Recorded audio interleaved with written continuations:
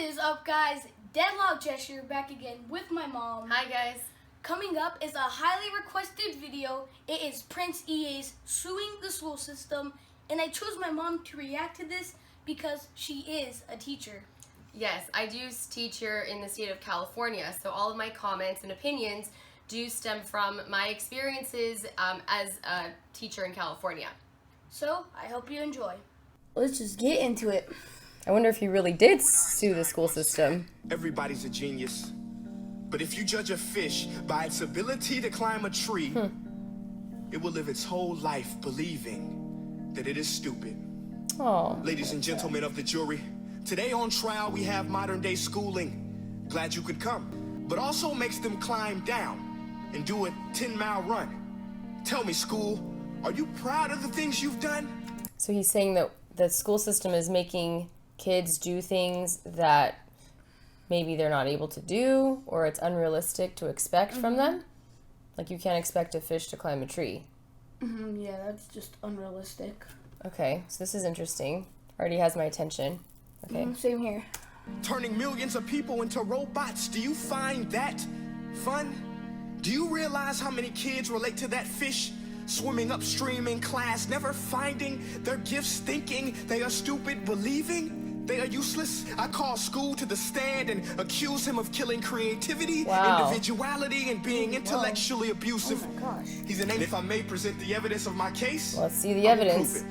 Proceed. Exhibit A. Here's a modern day phone. Recognize it?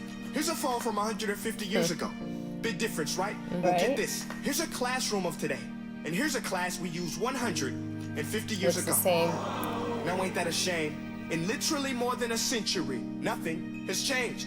But with evidence like that, I must ask, do you prepare students for the future or the past? Okay, pause it. That was really good. I liked his example a lot. Yeah, that was really good. That was pretty effective. So you're right. You're right. What's his name? Prince. It does look like the classroom setting looks the same, although I don't know if he realizes the effort behind trying to evolve the curriculum so it's like 21st century learning and promoting creativity and communication and collaboration. So, I mean, I don't think he realizes that Common Core really is trying to push the curriculum. So we are getting kids ready for college. Like career and college readiness is a big emphasis. If you go into my classroom, the desks are not in rows. They're in like a circle to promote collaboration. So you and let the record show that you were made to train people to work in factories, which explains why you put students in straight rows, nice and neat. Tell them sit still, raise your hand if you want to speak, give them a short break to eat, and for 8 hours a day, tell them what to think. Oh, and make them compete to get an A. A letter which determines product quality, hence grade A of meat. Okay, I really like this guy. I mean, I like what he's saying. He's making some really good points. He's making sense here. However, like in our district, we don't have the A, B, C, D grades anymore. I think 1, 2, 3, 4. 1, 2, 3, 4, and is this child meeting the standard? But Mom, remember this was made a year ago. Still. So not all the schools are doing A, B, C, D, and I think, yes. I mean, kind of like what he's saying for this reason. So we are evolving. The world has progressed, and now we need people who think creatively, innovatively, critically, independently, with the ability to connect. No two brains are the same. Right. And every parent with 2 or more children will confirm that claim. True. So please explain why you treat students like cookie cutter frames or snapback hats, giving them this one-size-fits-all. But if a doctor prescribed the exact same medicine to all of his patients, the results will be tragic. So when it comes to school, this is exactly what happens. This educational malpractice, where one teacher stands in front of 20 kids, each one having different strengths, different needs, different gifts, different dreams. That's very true, and I think that's a huge challenge. And honestly, you have to imagine a challenge for a teacher. You have 25 to 35 kids in a classroom. Right, he had 36 last year, which is just unacceptable if you ask me. And they all have different needs. They're all at different levels. They have different ways of learning. So a teacher has to differentiate instruction for all these different kids in order for them to be able to access the curriculum and learn and be engaged. My whole thing is we have a lot of challenges as educators but we get paid very poorly. I just think it's a shame that like the school system is responsible for the future citizens of this country, right? I feel like we're very underpaid. We have a huge responsibility. You know, parents like to put all the responsibility on teachers, you know, not realizing it's really a partnership, it's a team effort. And we get paid like very poorly, if you ask me, and not just in California, in a lot of states, it's been a problem. And people in society, I feel like value entertainment. They value entertainment more than they value education. Because look at all the entertainers out there, the musicians, right? The singers, the actors, even just people on YouTube, they get paid so much more than educators get paid, yet we're responsible for the future generation. And let's mention the way you treat your employees. I mean, teachers have the most important job on the planet. Thank you. They're underpaid. He just said what I said. Short change. Thank you. Teachers should earn just as much as doctors. Thank you. Doctor can do heart surgery and save the life of a kid, but a great teacher can reach the heart of that kid and allow him to truly live. See, teachers are heroes that often get blamed, but they're not the problem. They work in a system without many options or rights. So true. Curriculums are created by policymakers, most of which have never taught a day in their life, just obsessed with standardized tests. They think bubbling in a multiple choice question will determine success. That's right. So we are doing away with not standardized tests, but, you know, multiple choice tests. But also to his point, and thank you, Prince EA, I really appreciate that he shouted out educators that, like, it's not just our what you fault. said, yeah. Right. I mean, and not just us being underpaid, but it's not like we can teach whatever we want. We have to follow the order of command, you know, what our principal says, and they have to go by what the district says, and the district goes by what, you know, the state says. You know, it's a huge problem. And I honestly think that, like, the school board, you know, they make a lot of decisions about how the money is spent in our district, and a lot of the people on the school board are not even educators or have never even worked in education. It's like, how are these people making the decisions of how the money is spent for all of our students in our schools? Don't even get me started on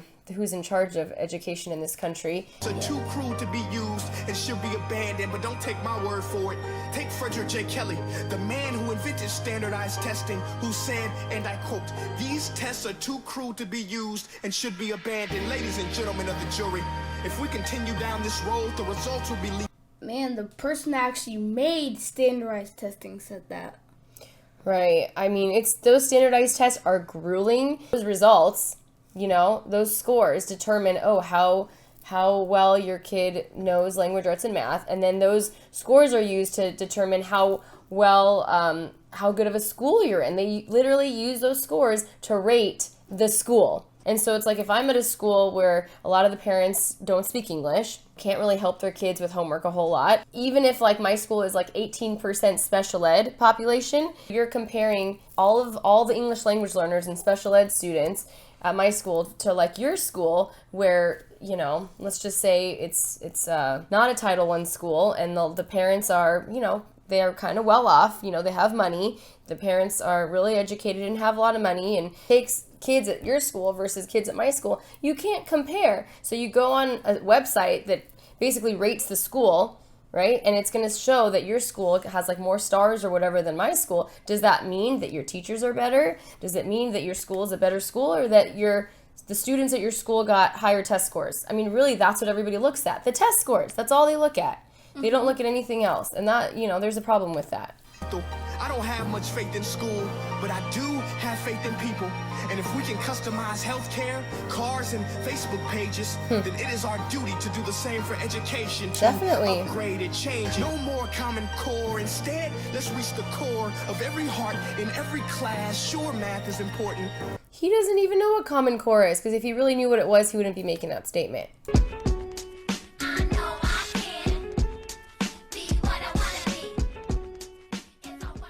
Countries like Finland are doing impressive things. They have shorter school days. Teachers make a decent wage. Homework is non-existent, and they focus on collaboration. But here's the kicker, boys and girls. Their educational system outperforms every other country in the world. Wow. Other places like Singapore are succeeding rapidly. Schools like Montessori, programs like Khan Academy, there is no single solution. While students may be 20% of our population, they are 100% of our future. So let's attend to their dreams, and there's no telling what we can achieve. This is a world in which I believe, a world where fish are no longer forced to climb trees. Wow. I'll rest my case. Wow, now that was really good. That was awesome. I loved his video. And like, not only was that Lots of good details. good content, like great examples, but like he flowed and it all sounded good too. Yeah, it impressed. sounded like he was singing and defending a case. Kind of like a skit too. Yeah, man, that was really good. I mean, granted, I feel like some of the facts he could have probably researched a little bit more. Like, I don't know if he really understands what Common Core is, but overall, I mean, that was kind of touching. I felt kind of moved by that, like pumped up. Like, yeah, you're right. Like, things do need to change, and I do feel like a lot of school districts know that, you know, and they are making that effort to shift the focus and the emphasis. So yeah, that was really good. So yeah, that's great. I loved it. So yeah, I agree with him. What do you guys think? Do you agree with him? I'm pretty sure most people would. Mom, you enjoyed the video? Yeah, that was awesome. I liked the video. If you guys have any other want us to react to any other video, right? Just leave it in the comment down below. What are your thoughts? Do you have any suggestions or solutions? So guys, I hope you enjoyed this video. Mom, I'm glad you enjoyed it. Thank you. I definitely enjoyed it. As I always do it. Like, comment, subscribe. Until next time, peace out. Stay in school, kids. I wanna be what I wanna be. If I work hard at it, if I work hard at it, I'll be where I wanna be. I'll be where I wanna be. Boys and girls, listen up. You can be anything in the world, and God we trust. An architect, doctor, maybe an actress, but nothing comes easy. It takes much practice.